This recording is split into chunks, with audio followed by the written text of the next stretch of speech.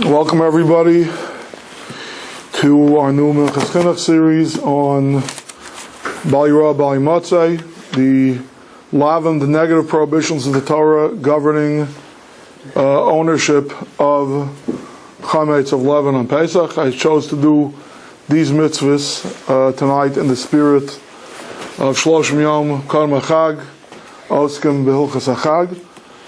It's a long time honored Jewish custom, especially before Pesach, the 30 days before a holiday. You start to be osek, you start to busy yourself, to involve yourself in the laws of that holiday. However, I do want to give this caveat that nobody should make the mistake of thinking that we are learning anything halacha l'maisa. I'm not a halacha l'maisa teacher, Minchat Chinuch is not a halacha l'maisa work. There are many excellent shiurim available live, and I'm sure in this day and age online, and fine publications, famous Rabbi Blumenkrantz-Brook among others. I don't want to plug anyone in particular, but there are plenty of sources to familiarize oneself with halacha l'maisa, how to actually implement the laws of Pesach. But we're doing Minchat Chinuch, we're continuing with our Minchat Chinuch series, but we're doing it in that spirit of trying to learn something that's a little bit more topical and having to do with this yontif.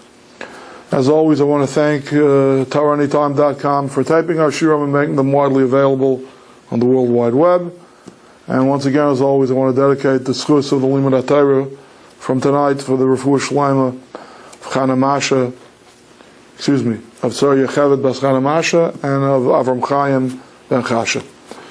Okay, for those of you here tonight, you'll notice I've done a little bit of a different numbering system in the handout, Yisrael. I've got the paragraphs of the Chinuch itself in Roman numerals and of the Minchat Chinuch in the regular Arabic numerals. For those of you who may be catching the shiur at some point in the future online, the text that we're using is the Minchas Yerushalayim 3-volume Minchat Chinuch, and it's starting Mitzvah Yud Aleph in the first chelik, Daf Ayin Beis. For those of you who are using the handout, it's page 1 on the handout. Okay, so first, let's learn some basics. Let's learn a little bit about the Sefer Chinuch, familiarize ourselves with the mitzvah that we're talking about here tonight. Mitzvah Yud Aleph, Shelo yimatzeh chametz birshuseinu b'Pesach. Torah commands that chametz not be found anywhere in our reshus, loosely translated, one word English, best translation I can come up with is under our dominion, under our domain, on Pesach. Says the Chinuch, Shlo yimatzeh chametz b'Rishusenu kol yemei HaPesach, all the days of Pesach, Shenema, as it's written, Shivas yamim sa'ar lo yimatzeh b'vateichem. For 7 days, sa'ar, which is usually translated in English as yeast, shall not be found in your homes. Okay?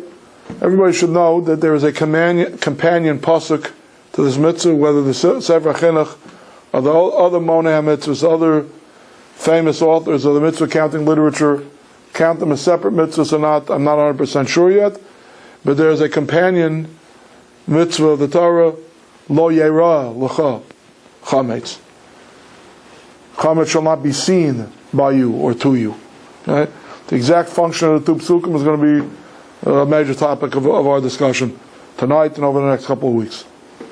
Okay, but first, one pasuk at a time. This pasuk says, for 7 days, yeast shall not be found in your homes. Okay? 7 days, that's what the Chinuch meant when he said, Kol Yemei Pesach, because biblically, there are only 7 days of Pesach. The fact that we, American Jews, observe 8 days of Pesach, that's Yom Tov Sheni Shel Golius. The 8th day of Pesach is a din d'Rabbanan. Right, a holdover from the days before we had a fixed calendar. That's not something that we mavatal even with the fixed calendar, that we nullified with the advent of the fixed calendar. But midaraisa, on a Torah level, Pesach is only a 7-day yontif. That's the meaning of the pasuk. So, Ubiru Chachamenu Zerchan Levracha, Sage of Blessed Memory explained, Lav Dafka Beso. Okay, this prohibition is not limited to your house. It's not a geographical thing. It's not just that I cannot have chametz in the physical plant of my house. Elakol shebirshusei. anything which is within your domain, anything which you own, wherever you may own it, that's also under this prohibition. V'lav dafka sa'ar shu mechametz, and it's also lav dafka, meaning it doesn't have to specifically be yeast, which is an agent that brings chimutz, brings leavening to other foodstuffs. Du adin l'chametz, that it's true of chametz as well. Parenthetically, the yeast that we have today is not, generally speaking, the yeast that's spoken about in the Torah. In the Torah, they use something, and you can look this up at home, something called sourdough.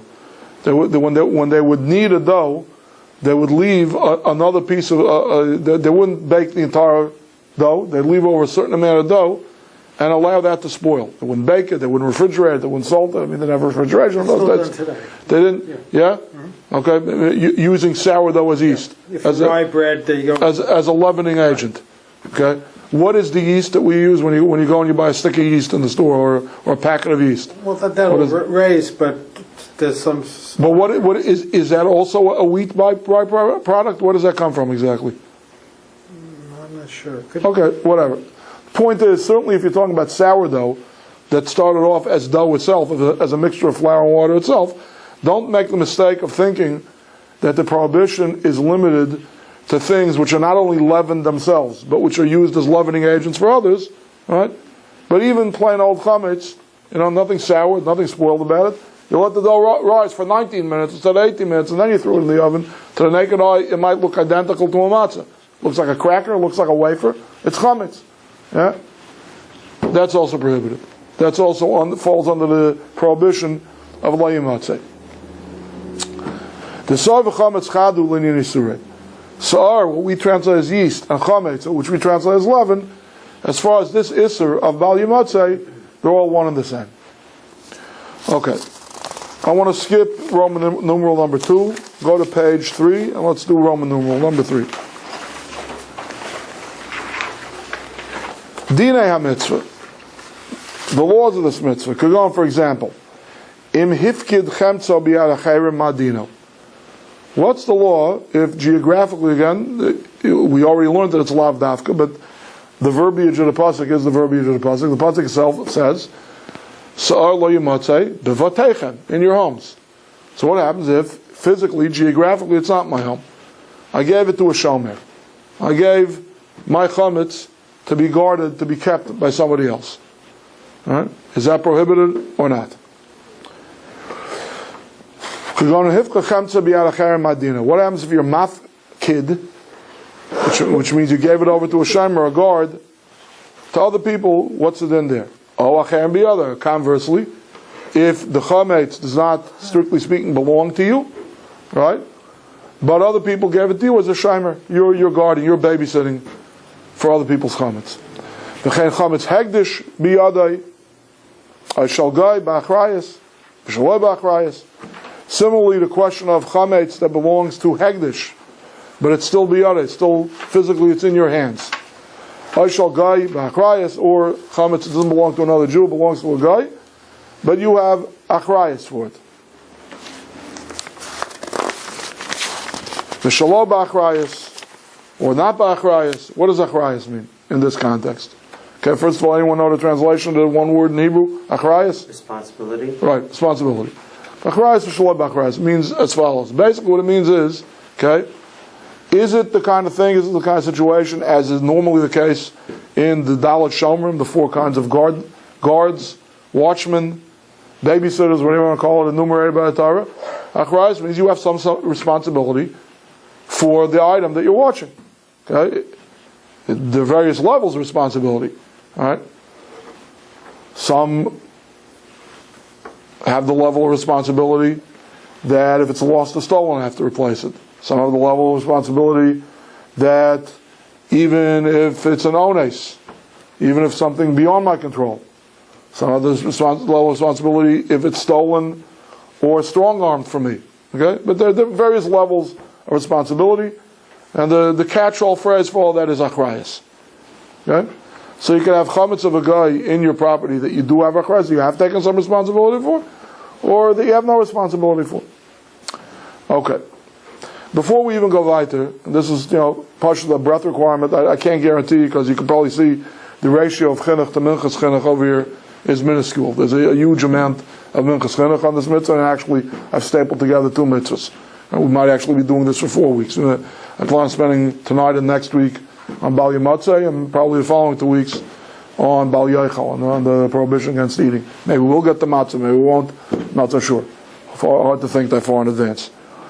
But suffice to say, just, I want to familiarize yourself with terms. Again, let's not lose the global picture of the Minchas Chinuch here, which is to hone our critical skills and also to familiarize ourselves with concepts and terminology which we may not be familiar with before. So I want to speak about 2 things which we may or may not ever get to in the Minchas Chinuch itself. But having read it in the Chinuch, I want to talk about it. Hegdish. Right? He spoke about Chametz of Hegdish. That's biyadei.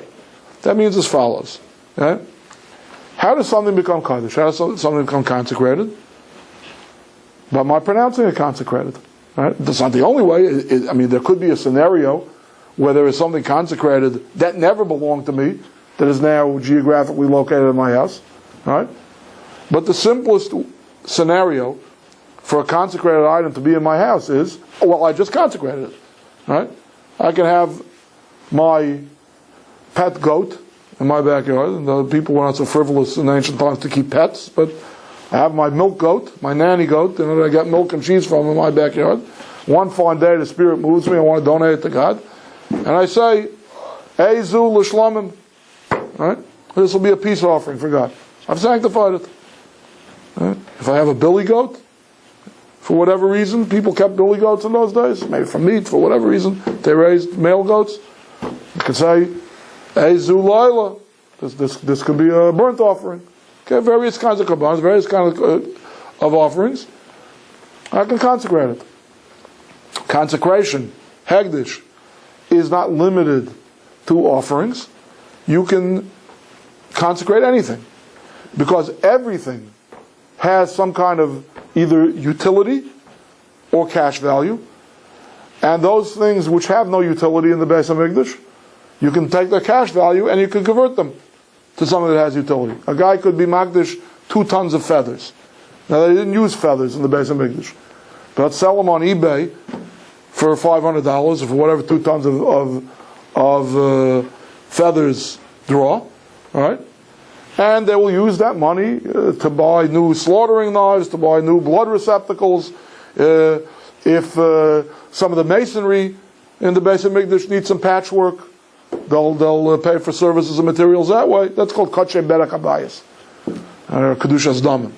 Things that are concentrated, but only for the monetary worth. It's not something that's actually going to be used in a sacrificial service. Okay, so a lot of data, but really none of that. That's really peripheral to the point that we need to know about tonight. And that is as follows. We're talking about basically ownership. Okay? Owning chametz. Okay? I don't own hegdish. I might have formerly owned hegdish. If I'm the donor myself, yeah. So I may have owned this goat or this bag of feathers or this pile of bricks 3 minutes ago, but once I was magdish it, once I consecrated it, I no longer own it. Okay? And here, there is something unique about hegdish that separates it from any other title holder, so to speak. And that is, okay, here's really the maxim, the legal principle that I want to get across. Amirasai ligvayha kemisirasai lehedyait is the pithy epigram that Chazal said to describe the difference between hegdish acquiring something and human beings acquiring ownership of something. Amirasai ligvayha kemisirasai lehedyait. Saying something to on high, giving something as it were to God, is as if you handed it over to a commoner. Meaning, when it comes to every form of title transfer, every form of property ownership changing, okay, there has to be something called a kinyan. Okay, and a kinyan is composed of advice and consent. The parties to the kinyan have to know what's going on, have to agree to what's going on. Okay, there's got to be a mocher and a kona, a seller and a buyer. There has to be a no-stain and a makabel. There has to be a gift and a gift receiver. Okay? But there also has to be an action. Okay? I can't just say, okay, this book is yours. I mean, assuming I would own this book. I happen not to own this book. The Jewish heritage not to own this book. But assuming that I would say, this book is yours, this sefer is yours. It's not his yet.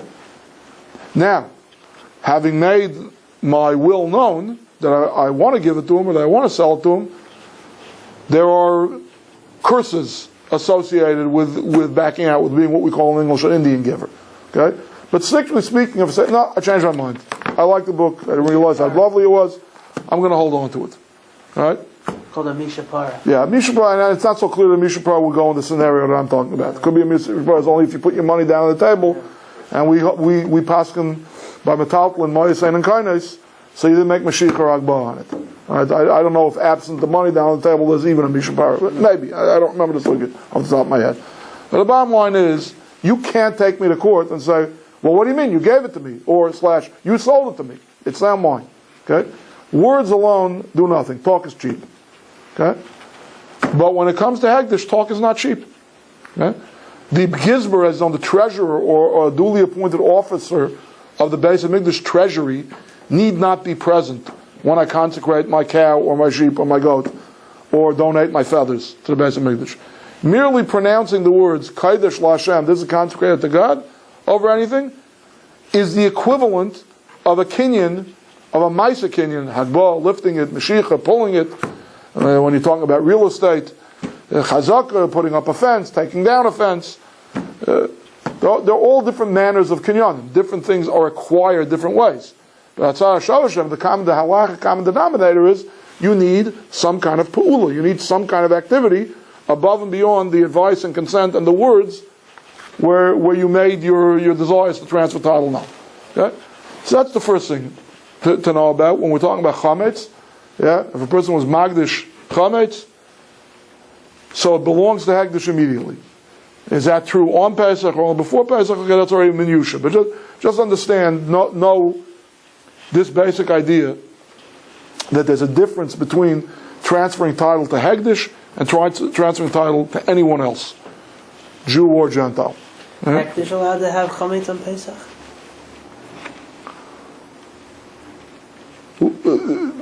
Is God allowed to have Chametz on Pesach? Is that your question?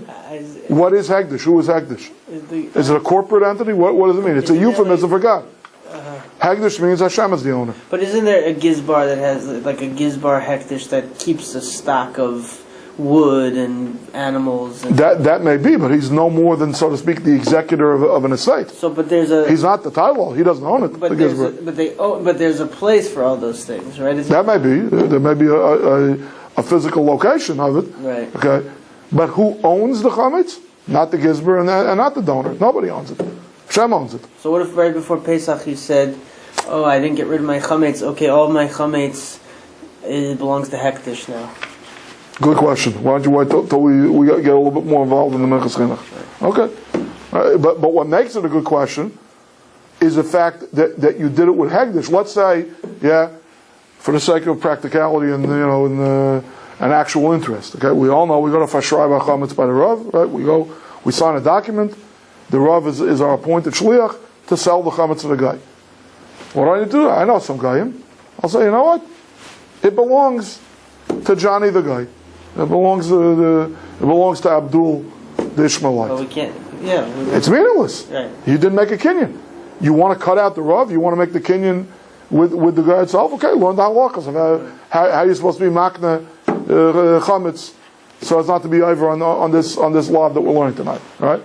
But the point is, the reason why your question is an interesting and valid question is because it's different than to a guy. Amira to guy is meaningless. Kinyanim have to be made to a guy. All right? Whereas L'gvaya, Amiras L'gvaya K'misras L'gvaya. Okay, that's point number one. Point number two. We're talking about achrayus and non-achrayus and the possible differences between being responsible and not being responsible. Okay. So here, I'm going to say another Talmudic catchphrase, and if anyone knows what it means, please raise your hand. Dava gairum l'mam and kamam and dami. Anybody ever heard that? Everyone came across a like that? Okay, so let me explain to that what that means. Okay, I'm asking everyone sitting here right now to pretend you have an armchair and pretend you're a legal philosopher right now. Okay? Define property for me. Or let's not call it define property for me. Or not even define ownership for me. Okay? Tell me what the features of ownership are. I hold title to something, I'm the owner of something. What does that mean? What's the litmus test? How do I know that I'm the one who owns it and you're not the one who owns it? In your possession and in your control. I mean, in your control. Okay. You know, in your possession. Okay. If I lend somebody my lawnmower for the day, or my snowblower, okay, and he's riding around and clearing his snow, right? It's in his possession and it's in his control. Is he the owner? No. Okay, so how can you say that? How can you say that determines ownership? With a string attached. You have a string attached that's still yours, but you can use it. Okay. So you would define ownership as rights to utilization, right? And along with that comes the right to allow others to utilize it. And to take it back. Okay. Any other features that define ownership? Damages. What do you mean by damages? That if it's damaged, the Other parties responsible.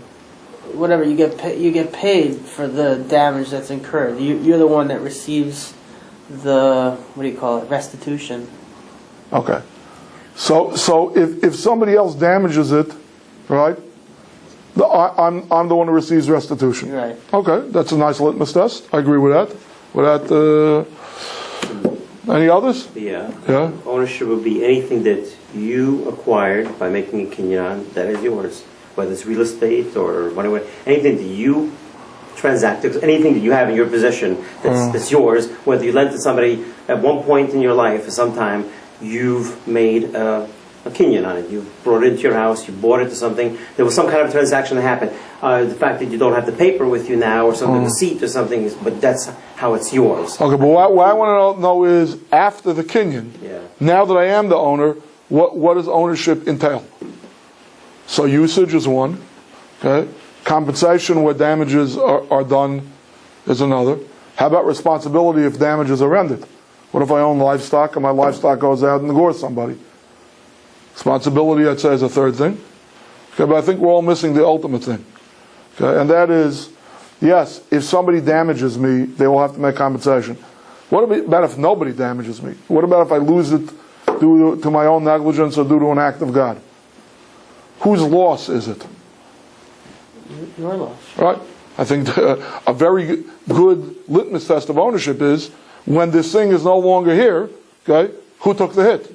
Whose estate was diminished? Yes, but whose proof is if it's in your friend's possession? Right. That lawnmower is in your friend's possession. Right. Well, he could say that was my loss. And why would he want to take the loss? No, he would say, right, it's in my possession, it's mine, it's my loss. You have no claim against me. You lent the lawnmower to someone. Right. He lost it. He damaged it. He lost it. So you're entitled to compensation for it because it is yours. Right. They'll say, no, it was mine. I lost it. It's my responsibility. I lost it, and I'm taking the loss for it. It was not But yours. you would be wrong. Yes, but prove to me that it's yours. It's after the I think money. maybe Okay, there could be a lawsuit like that. I think maybe That's what we call a shimer. I mean, we haven't just talked about what kind of shimer is. A shimer chinam, a shimer zachar, a shayel. Okay, that's a shimer who's being kaifer hakal. In a case like that, you were asking before, how do I prove just the fact? No, I didn't ask. No. You must understand my question. I didn't ask. How do you prove meaning? No. I didn't mean in litigation. How do you prove ownership? I said, what is a litmus test of defining ownership? I'm talking about nobody's lying. Everybody's telling the truth. Okay. Well, what is a feature of ownership? Then if you lend it to someone else, Right. it's still yours. The fact that he's using it, Right. I have control over it. I can take it back from him anytime I want to. I can go to him and say, Yes or "This is no? mine." Yes or no? Depends on the terms of the loan or on the terms of the rental. If you rented it to the guy for 30 days, you probably cannot impound it in less than 30 days. But nonetheless, you still own it. What? But nonetheless, you still own it. Okay, so we said usage or the ability. Okay, I think there's one other feature. Last feature missing is that an owner gets to decide when to liquidate ownership. Like you were saying, ownership begins with a kinyan. Ownership also ends with a kinyan. One of the features of ownership is that I get to decide when and to whom to give it up, to sell it or to give it to. Yeah? I want to talk about those last two things. One is called davar garam l'mamon k'mamon damish, like a mamon damish. That's a big question. Okay. Since one of the litmus tests, okay, one of the ways we measure, one of the features of ownership, okay, one of the ways you can tell who owns this thing. Answer: whoever lost, it will be whoever sustains the loss. That's a feature of ownership. That's why there are sugyas in Shas where shaimrim, where people who do not literally own the item, but have taken responsibility to watch or to guard the item, might have certain features of ownership in the item. Why? Because they'll be the ones sustaining the loss, not the original owner. Even a shaymer chinam, even the type of shaymer who has absolutely no use in the item. You're not allowed to use the item. You're shaymer chinam, you just got to sit there. Yeah? Here's an heirloom silver pocket watch. I'm going away on vacation for 5 days. Lock it in your safe deposit box. I'll be back. You're a good friend of mine. You're not taking any money from me. Fine. Through negligence, okay, the guy left the safe deposit box open, right? Some sticky-fingered art collector walked through his house, lifted the watch. It's gone, right? Now he's on the lam. Who was it? I don't know. It was a dinner party. I didn't catch his name. What did he look like? I don't know. There were 20 guys with Clark Gable mustaches at this party. I don't know. He disappeared into the crowd. Gone. Okay? Well, I hate to break this to you. You know, that silver pocket watch was an heirloom. It cost $50,000. You owe me $50,000. Okay? So whose loss was it? Ruvain, the mafkid, or Shimon, the shimer? Shimon's the shimer loss. So again, without getting into the minutiae, just in a very general sense, there's a shita in the Gemara and a lot of different sugyas, the Shas sugya, that legabi certain things, in potentia, okay? Shimon is the owner of this watch. Davar hagayrim l'mammon, something that caused a monetary loss, k'mammon damer, that's like owning it. That's as if he owned it. So in potentia, even before it's lost, yeah, legabi, certain things, he might be considered the owner.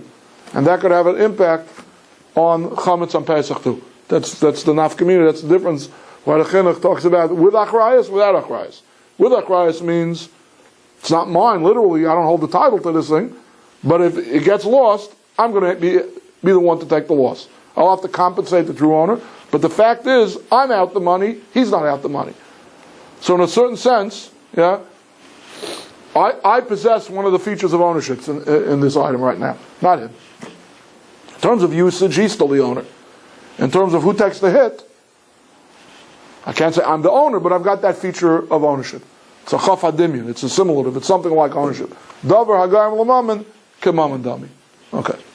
There's another thing that the Gemara talks about, and I don't know if this impacts what we're going to learn about Hilchos Pesach or not. But again, you know, mitzvah habal yad al tach mitzana, so to speak. There's another big shas sugya called Tavas Hana Mammon Ayin Mammon. Tavas Hana means sometimes the only rights I have in the thing is the right to decide who to give it away to. Right? The Gemara talks about if owning a Yisrael, a farmer, okay, who is mafresh truma, he took off truma, right? Does that have any monetary value? Does he have any ownership at all in the truma or not? Why? I mean, what do you mean? He's not a kohen. He can't use it. He must give it away. Yes, he must give it away. But there's no central bureaucracy, IRS. I decide which kohen I'm giving it to. Right? And if I have a sister who's married to a kohen, and I have a beloved nephew who's a kohen, I'll give it to him. You want me to give it to your kohen? Okay? If it's $50 worth of truma, I'm not going to charge you $50 that's ridiculous. If I want that, I'll go to the grocery store and buy $50 worth of grain. All right? But I was intending it to give it to my nephew, the kohen. You want me to give it to your cousin, the kohen? Okay? Give me $1, give me $5 for it. All right? That's something called Tavas Hana. I don't know the exact, can't connect the dots why the right to whom to give it is called Tavas Hana, but that's what it's called over Shas. And again, that's a big machlokes. Kimam and Dami, Lav Kimam and Dami, is that considered Mammon? Can be B'Kaydish and Isha with it. Has a lot of different ramifications. Okay? Bottom line is, again, I'm just trying to to point out to you that with Gemara Kep, so to speak, with Talmudic thinking, ownership is not always as simple and cut and dried as, well, who gets the right to use it? Right? There can be one guy getting the right to use it, and somebody else could have an element of ownership in the item. You could have no right to use it at all. Your only right, the only thing you have left in this thing, so to speak, is who do I give it to? I can't even sell it. It's not even a question if I decide who to sell or give. I can't sell it at all. I can only give it. But the ability to decide who it goes to, who to make the kinyan with, that might also have an element of ownership to it. Okay. Back to the text. Again, we're on page 4. The din taruva is chametz in my iron olive. The din of second line from the top. The din taruva is chametz in my iron olive. The din if chametz mixtures is not pure chametz. Okay, you got chametz mixed with kitnius. You got chametz mixed with meat. You got chametz mixed with milk. Taruva is chametz, not pure chametz. Are you over on that for ownership on Pesach? V'apas she'ipsha ma'adinei. If you have bread, in this case matzah bread, that's spoiled. It has some kind of fermentation to it, right? Even though it was baked in time. Is that called chametz? Or is that called machmetz? Is that called sar? V'yesa protah. And other details move on to Pesach Rishon are explained in Pesach Rishon. What's Pesach Rishon? Pesach Rishon is a Spanish Rishon, Spanish medieval sage terminology, where they basically find this in Meiri, I think in the Rambam, a lot of the Rishonim. Maybe it's not Spanish, maybe Rashi utilizes it too. In Masechtas Pesachim, in the Mishnayos and the Gemara of Pesachim, starting from Perek Tamen Nishchat, they're discussing basically the laws of the Korban Pesach. And the sugyas and the topics over there lean much more towards kachim. They have a lot more to do with Masechtas like Chulin, like Zvachim, like Melachas, and so on. Whereas the Masechta up until that point is in Seder Mayed. It's more about Zman, it's more about the holiday, things that we associate with the holiday. The Mitzvah of Matzah, the Mitzvah of Mar, the Aveira of Chametz, not owning it, not eating it, and so on. So that part of the Masechta is not called by the Rishonim and Pesach Rishon, and starting from Perek Tamen Nishchat, that part of the Masechta they refer to as Pesach Sheni. Okay. Let's see. Did I want to do... Yes. Okay. Roman numeral number 4, page 5.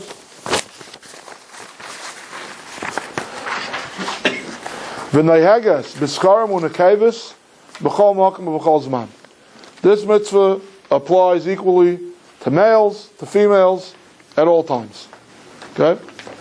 So even though it's a mitzvah shazman grama, even though it's a mitzvah that only applies for the 7 days of Pesach, it's all plunter. We're not going to be learning that part of the Minchat Chinuch, but it's all talk and Rishonim and in Pesachim. If this Aveira goes on Erev Pesach afternoon, after Chatzos or not. But even if it does, it's still maximum 7.5 days a year. But since it is a negative commandment rather than a positive commandment, it applies to women as well. We have a klal, the mitzvah says shazman grama nashim peturis. If there are positive mitzvahs that are linked to or caused by a particular time, then women are exempt from those kind of mitzvahs, right? But when it comes to negative commandments, it doesn't matter. Even if it's time linked, it applies to women as well. And the thing that he says, B'chol Makkah means it's not linked to Eretz Yisrael, it's even outside of Eretz Yisrael. B'chol Zman, you don't need the Beis HaMikdash, you don't need Sanhedrin, you don't need Melech Beis Dovid, you don't need Yovel, other time, more macro time linked, so to speak. Epical times. Certain times in history when they apply, when they don't apply, does not want them. And it's the same Diraisidical level prohibition in the United States of America in the year 2010 as in Jerusalem in the 5 ACE. Okay. Number 5, Vayver Olive. V'nimtza chametz b'shusa v'mezid. If somebody transgresses this mitzvah, and chametz is found in his domain on purpose, over al shnei lavin, mishum bal yirah bal yimatzeh.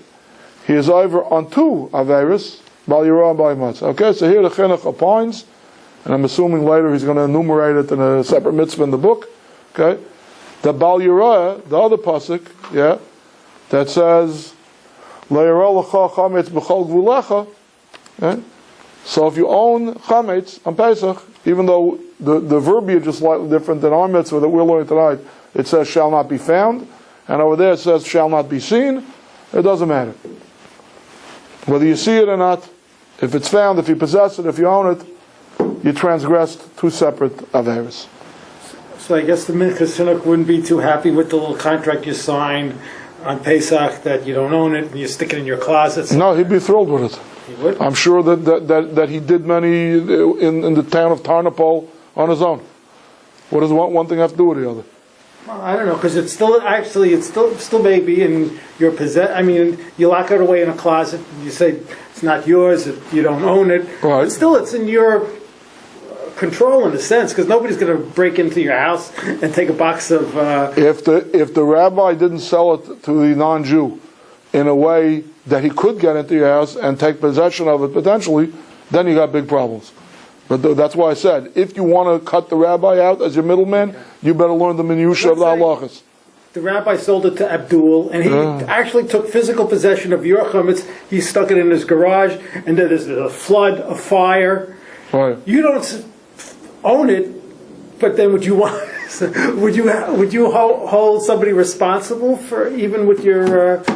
It's complex because they make the sale airtight, but they also build protections in that the non-Jew should not be able to take permanent possession of it after Pesach. Okay, so again, I'm not familiar with exact minutiae, but suffice to say, you're supposed to. Some Rabbanim are makbid.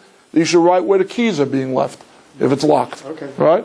So Abdul has to, in theory and potential, he's got to be able to walk in and take possession of the chametz. However, the sale is structured so that he gives it back to all those who sold it to him the moment Pesach is over. So, what does that mean? What happens if he eats it up on Pesach? Right? Okay. All right, fine. Let's read on over. Let's just finish the chinuch. Now, v'loika calls man she'asav al-ma'aser. This is interesting. You would get malchus. You would be subject to corporal punishment for these lavim, for bal yirah and bal yimatzah, as they're called, right? If you did a ma'aser, most of the time, when this sin is transgressed, when this mitzvah is transgressed, it's a sin of omission. You failed to rid yourself of chametz before Pesach. You failed to sell it to the guy. You failed to be magdashit, to Shemayim. Right? You didn't do anything. You failed to do something. Right? That's what we call a lav she'ein by ma'aser, a negative commandment that had no action attached to it. Generally speaking, you don't get malchus for that. Right? But let's say you found a way to transgress this proactively. Kagon, and you give some examples. Page 6. Okay? Let's say you're a do-it-yourselfer. You do your own plumbing, you do your own wallpapering, you do your own matzah baking. Okay?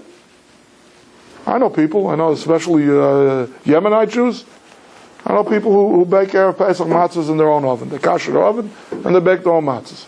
Now, you probably also remember that one of the distinguishing characteristics that separates a yontif from a Shabbos is a melechas eichel nefesh is mutar b'yontif. You can do anything that's required in food production on yontif. On Shabbos, you can't slaughter animals, you can't bake, you can't knead dough, you can't thresh, you can't do any of these things. On yontif, if it's something that you're going to eat on yontif, you're allowed to do all of these things. So baking is allowed on yontif, cooking is allowed on yontif. Let's say the thing that you happen to bake was not a potato starch sponge cake. You want to bake matzah. You got yourself shmur matzah meal, right? And you want to bake matzah on yontif. You're running low on matzah. The commercially produced matzah is a fortune per pound. I'm making my own matzah on Pesach, right? But you mix the matzah with intent of, I mixed it actively, I'm walking away for the next half hour. I'm not gonna make sure that this thing is not chametz. So we can give you malchus for the act of mixing the flour and the water. That was an act. The actual chimutz is, again, passive, you walked away. All right? Or let's say, to make it a little bit simpler, okay? Let's say some guy or hagdish had sourdough, sitting in your physical proximity. And as the chametz was sitting there at the 10-minute mark, at the 11-minute mark, you threw in sourdough, and 30 seconds later, now the whole dough is chametz. Right? I don't know. I don't know if I have my science right. I don't know what the time lapse is for when yeast meets dough. How long does it take for the dough to rise, to begin the process of rise? But whatever it is, that would be an active sin of commission, and then you will get malchus for it. That's one permutation of being over b'maisa.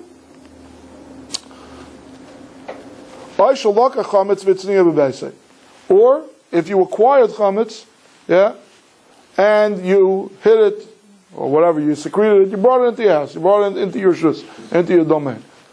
It's not that you just had chametz left over from before Pesach that you failed to get rid of. You went out actively and you got chametz. You bought it, you took it, maybe even if you stole it. And this might apply. But the point is, again, actively either creating chametz or acquiring chametz on Pesach, that would already be subject to malchus. If you didn't do any kind of act at all, it was remained in your house from before Pesach, ain't like olive. In that case, you would not get malchus. Sha'alachahi. It's a universal halacha. Lav she'ain by ma'isa, ain't like an olive. K'moshe manu. A lav that had no active act in its commission. It's what we call in English a sin of omission. For such a thing, you don't get malchus. If the transgression is passive, you don't get malchus. Okay? Big yesod, maybe a simple yesod, maybe we've said already in earlier Chinuch classes is, at least the Chinuch shita is, right, that it's not a category of mitzvah. It's a technique of mitzvah. In other words, there could be the same mitzvah that has some iterations that are passive and some iterations that are active. For the active ones, you will get malchus, and for the passive ones, you will not. Okay, you don't say that because the normal way to be over this aver is in a passive way, so you never get malchus for it. That's not true. If you could be funky, if you could find a way to make what is normally passive active, so for the active transgression of this mitzvah, you will get malchus. Okay, I think the next page is already the next mitzvah. Okay, let's do, with the time we have left, let's do a couple of shtiklach of Minchas Chinuch. Okay, the first one I want to do is number 3 on page 1.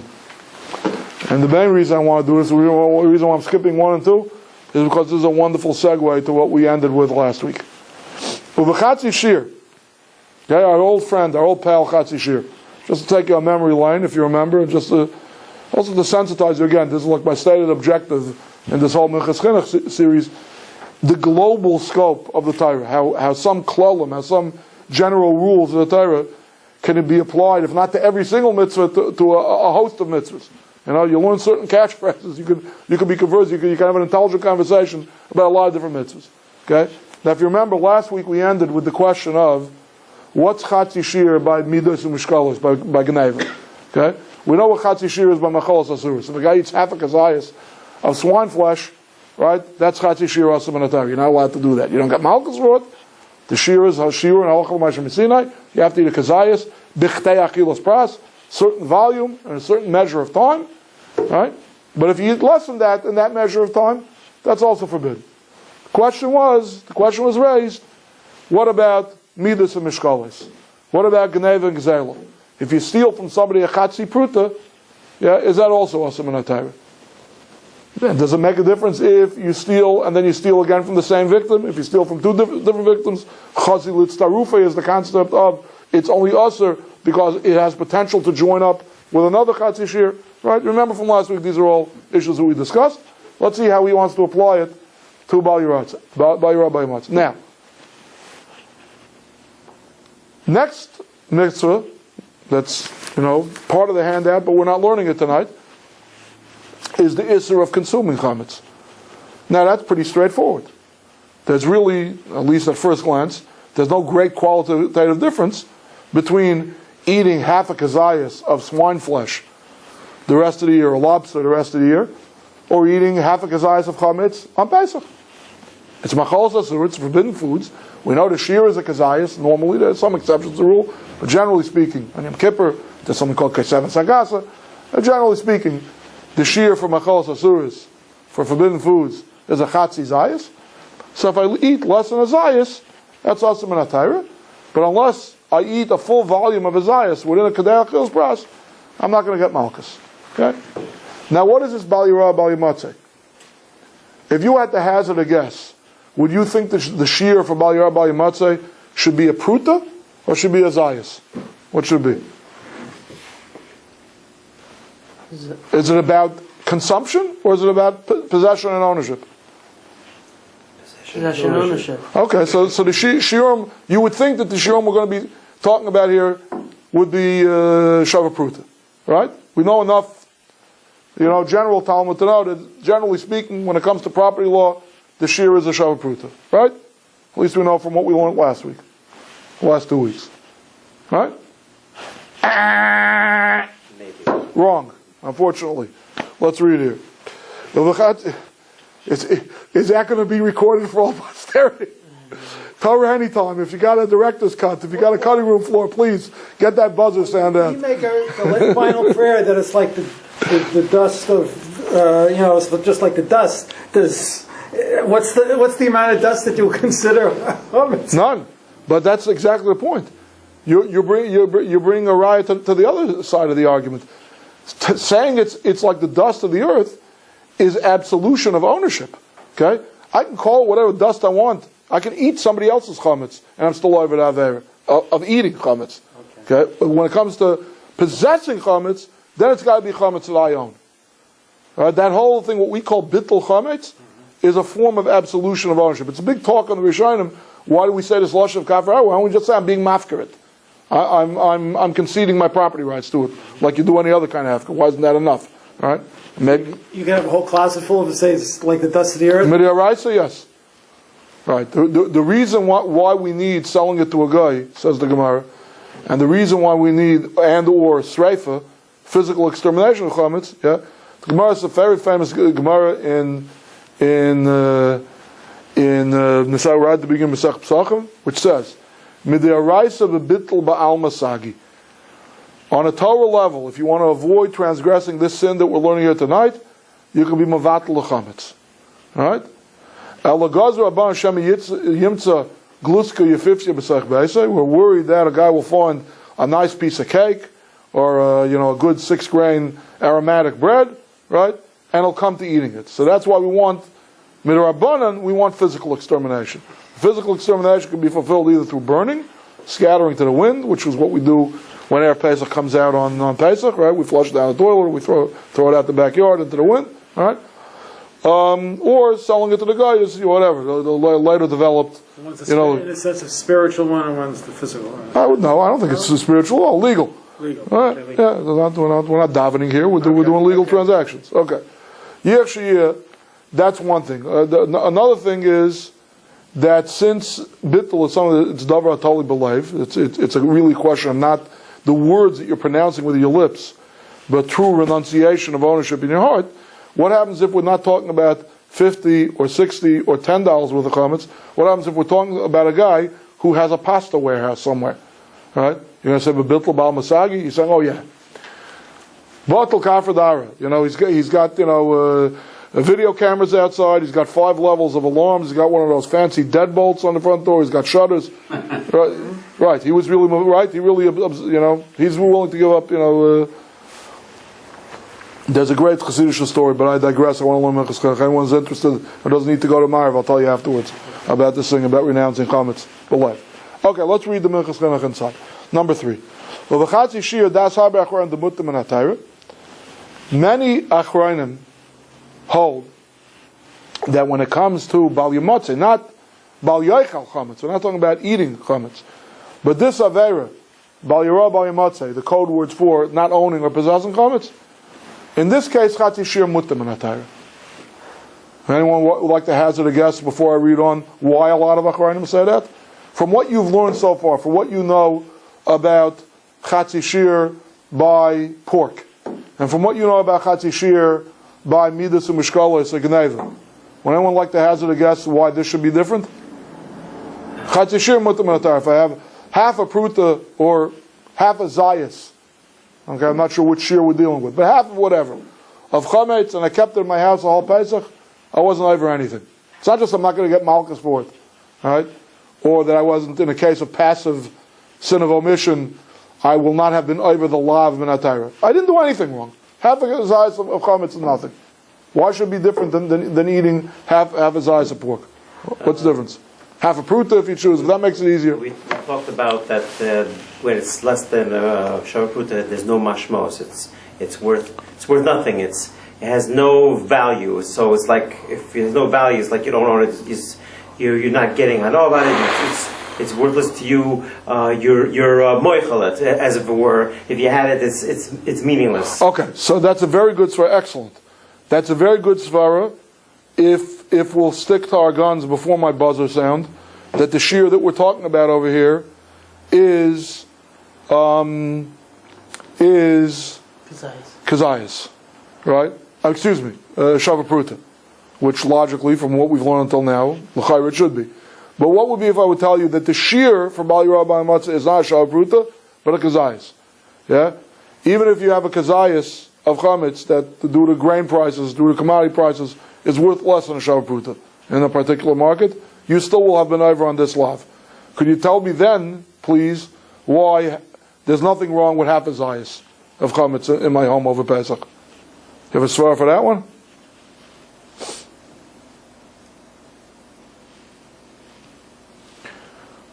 Okay, do the words chazi litztarufa mean anything to anybody?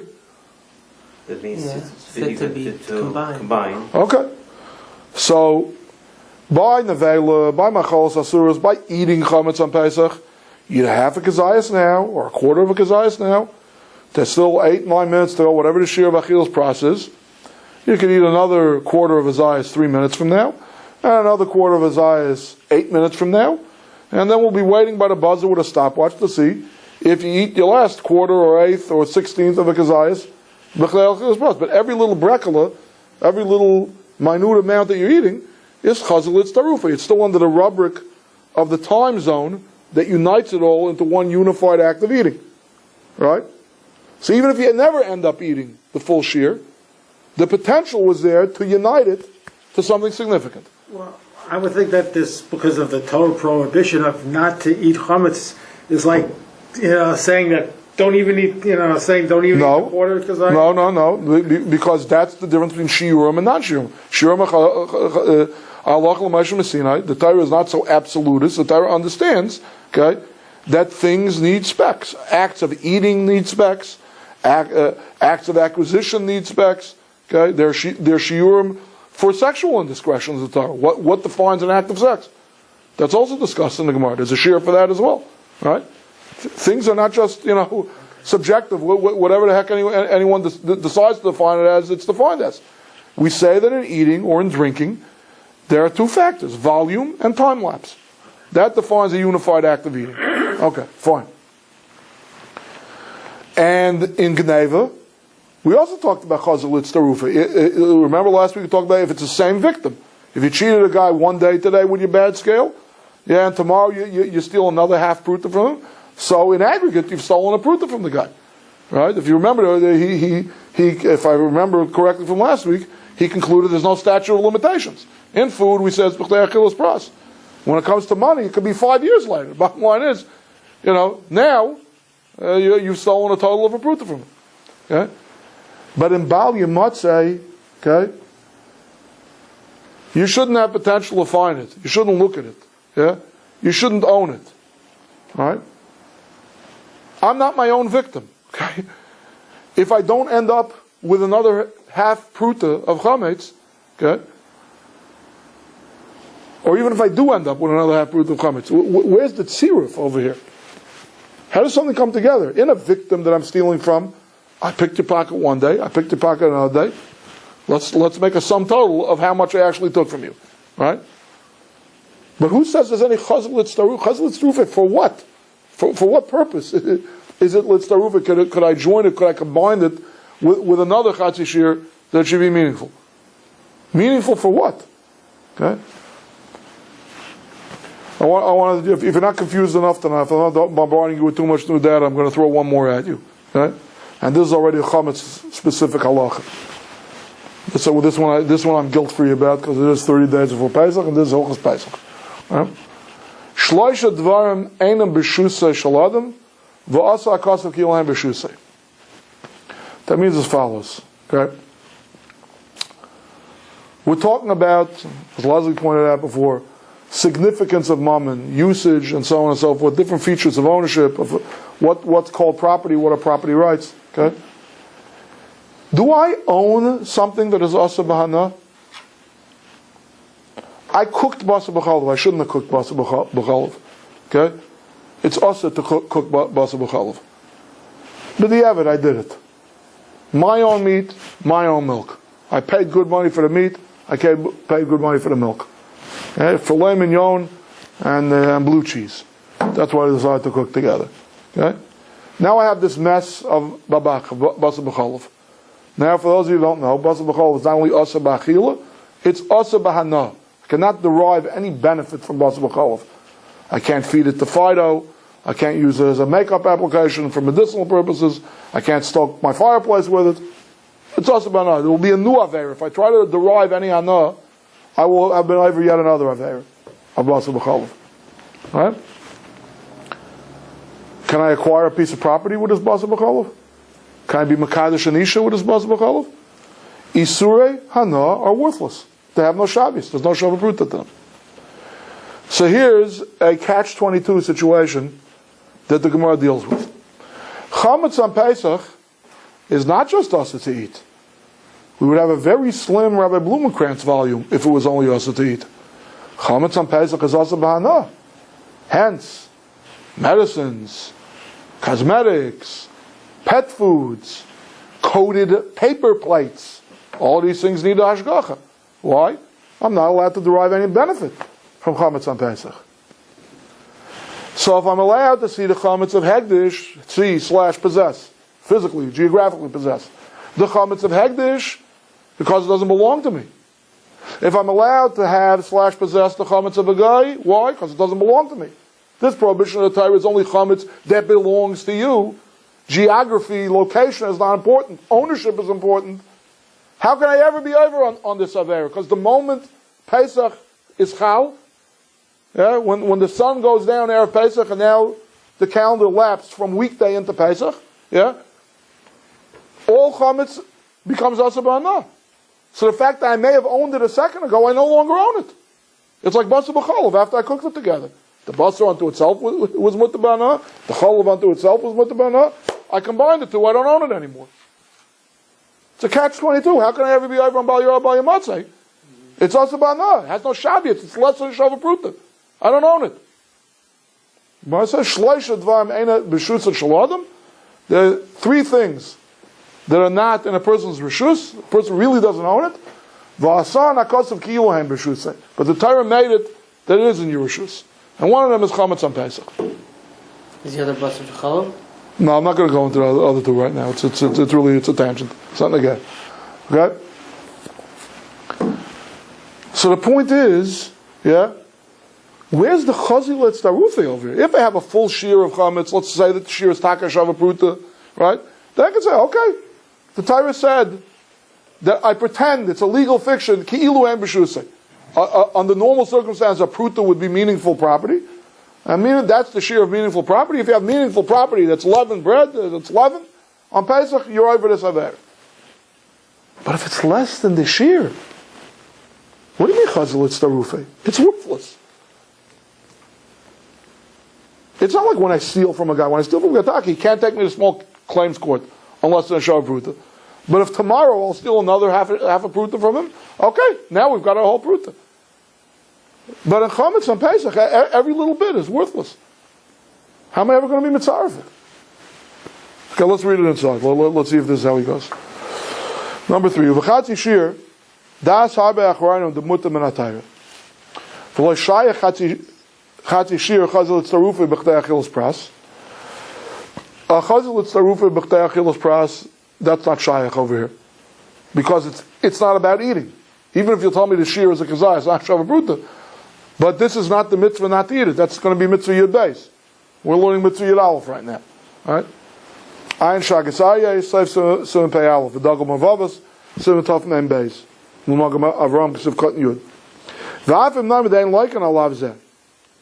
V'chatzi shir asim in HaTorah. Even if you'll take in other words, it's a plunter in the Rishayim. I took the position of the Rishayim that would say chatzi shir mutam in HaTorah in the case of Bal Yorah Bal Yamatzeh, of this prohibition of chametz, right?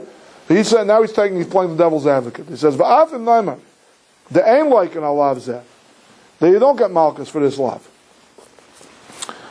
The chatzi shir asam in atayra, and chatzi shir is asam in atayra. There are some achronim the whole the chatzi shir, even by Bali Rabbi Matzah, it's still asam, right?